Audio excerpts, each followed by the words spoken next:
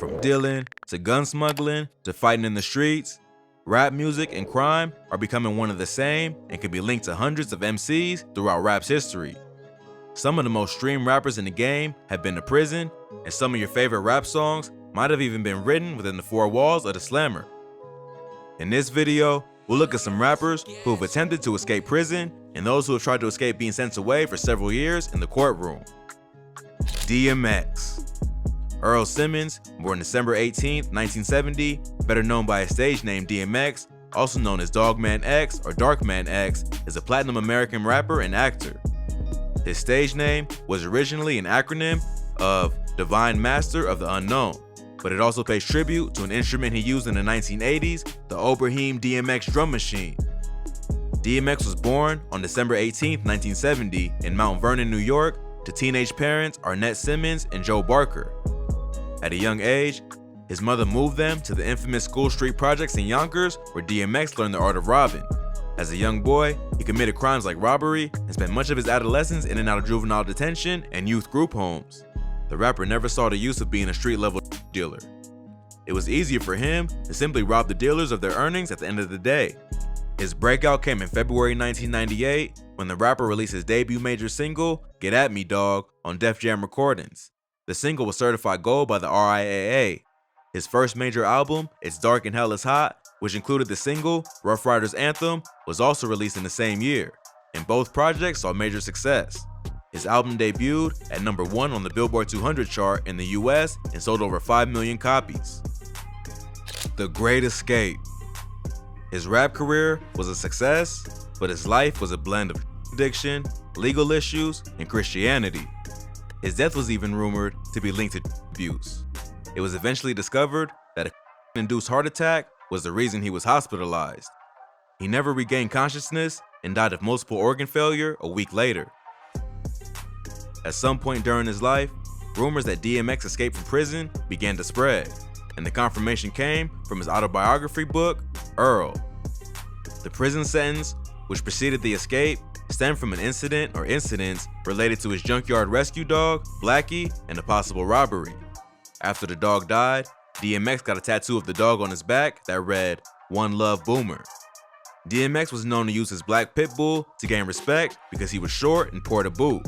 The word on the street was that he would occasionally steal from people accompanied by his pit, Blackie. His school teachers always used to say that Earl is smart, but he misbehaves a lot. He had ideas that would either get him out of trouble or an idea that was so brilliant that he wouldn't get in trouble. According to his book, the rapper was transported to Woodfield Detention Center in Valhalla, New York. As the 15-year-old DMX was going in, the only thing on his mind was how to break free. And just a few weeks after he was put in prison, the rapper found his accomplice, another inmate who felt he had served enough time and needed to be free.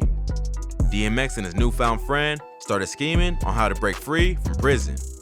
It had to be a foolproof plan because no one wants to try to escape prison and get caught.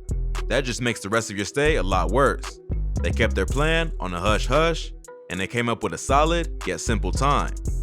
The prison's surrounding areas are a mixture of large wooded sections interspersed with large buildings and big parking lots. They figured their best bet would be to make a break for it during their outdoor time. They made the first bolt on foot, and by the time they got to the big wooded area, it was harder for them to be spotted. Surprisingly, their simple plan worked, and they began their journey all the way back to Yonkers, which was 12 long miles away. They might have made it out of the prison, but what they didn't factor into their plan was how cold it'll be and the wild dogs in the field. It took them 10 days to cover the entire distance on foot, but worse than that was the snow and intense cold that they had to deal with.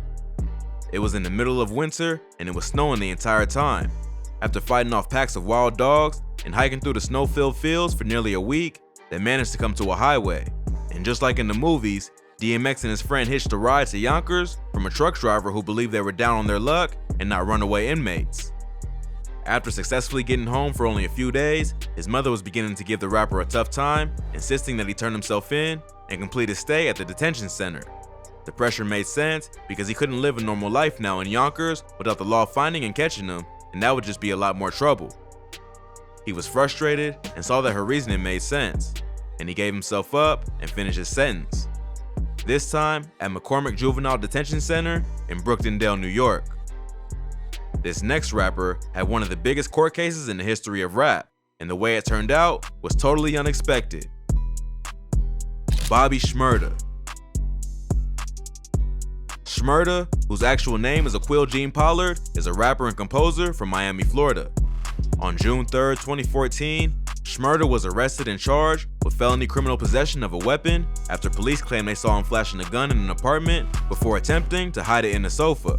He was released on $10,000 bail.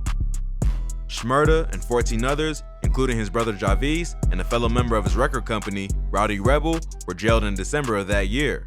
Shmurda was charged with murder plot, reckless endangerment, and gun possession. Murder and attempted murder charges were filed against other members of the organization. Shmurda pleaded not guilty and was held on a $2 million bail. Police said they had been investigating the gang for murder and shooting indiscriminately at crowds in public places long before Shmurda rose to fame. Shmurda pleaded guilty to 1 count of third-degree conspiracy and 1 count of weapons possession in September 2016. He was first imprisoned in Rikers Island.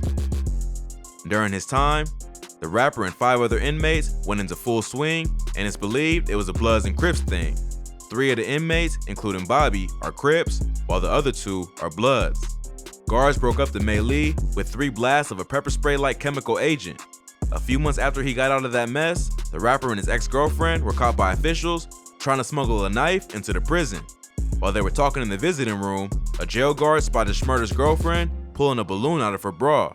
In the balloon was a knife in a white latex balloon wrapped in electric tape. Both were charged with 2 counts of promoting contraband, in addition to 1 count of criminal possession of a weapon in the 4th degree, which could result in an additional 7-year sentence. His ex-girlfriend will face up to 7 years in prison if convicted for those charges. Shmurda appeared in the Bronx Supreme Court in late 2014 to face accusations of prison contraband plus a 25-year sentence for a previous crime. Although he and his ex-girlfriend pled not guilty to the contraband charge, Shmurda faced a maximum penalty of 25 years in prison for the drug and gun offenses. When Shmurda got into another brawl between several inmates, that led him to losing phone privileges for an unnamed period of time and being subject to solitary confinement for a month. Several Reddit users started making fun of the rapper, saying things like, Shmurda might just want to remain in the big house forever with the way he's going. Shmurdas Release. Shmurda's parole board set his conditional release date for December 11, 2021, after he completed his term. Shmurda's credit for good institutional behavior was reinstated after a review by the Department of Corrections, qualifying him for conditional release on February 23, 2021, with the remainder of his sentence to be served on parole. He was eventually released on that day. Everyone in the rap game was posting about it and expecting the arrival of Shmurda. The highlight of his release was that he was picked up personally from prison by Quavo. The next rapper has quite the story. He never actually escaped prison, but a lot of people thought he did. Tekashi 6ix9ine. Back in 2020, rainbow-haired rapper Tekashi 6ix9ine was sentenced to 24 months in prison following his 2018 arrest for racketeering and other charges. But just as the internet felt it'll have a break from its #1 troll, a Tekashi 6ix9ine video allegedly showing the rapper escaping from prison surfaced online. The video showed a man with vividly colored hair scaling a fence before sprinting, and there was intense speculation that the individual in the footage was 6ix9ine escaping from prison. Many fans on social media needed answers about the footage. The question everyone had was, did Tekashi 6ix9ine actually escape from prison? One thing was clear though, if one of the world's most recognizable rappers had managed to escape prison, there would be worldwide headlines. Some people had clearly been convinced that it could be a possibility. After some digging, the clip was discovered to be part of a YouTube video by YouTuber Michael Luzzi titled, I Helped 6ix9ine Escape from Jail. People commenting on the YouTube video, which has over 5 million views since it was posted in January 2019, seemed equally confused about whether or not the escape footage was real. The answer to everyone's question was answered by one user's comment who said, the one reason he won't show his face is because it's not really 6ix9ine. Gucci Mane. A similar case happened when Gucci Mane was sent to prison. A blog that posts a combination of real shocking news and satire news to keep its visitors in a state of disbelief dropped a post on Gucci Mane. The post claimed Gucci Mane escaped from prison with the help of none other than Mexican cartel drug lord Joaquin El Chapo Guzman. According to the site, Gucci escaped from prison around the time of 1 a.m. to 4 a.m. A secret underground tunnel entrance was found in Gucci's prison cell, similar to the one found in El Chapo's cell. They added that ever since Gucci Mane released a song called El Chapo, which included the line, "All I wanna be is El Chapo," it appears as though El Chapo and Gucci Mane have a mutual appreciation for each other. So in a bid to show his appreciation, El Chapo helped the rapper break out of prison through a secret underground tunnel. That brings us to the end of today's video. If you liked the video, please leave a like and a comment below. Also, if you're new to the channel, subscribe and hit the notification bell to be notified when we upload new content.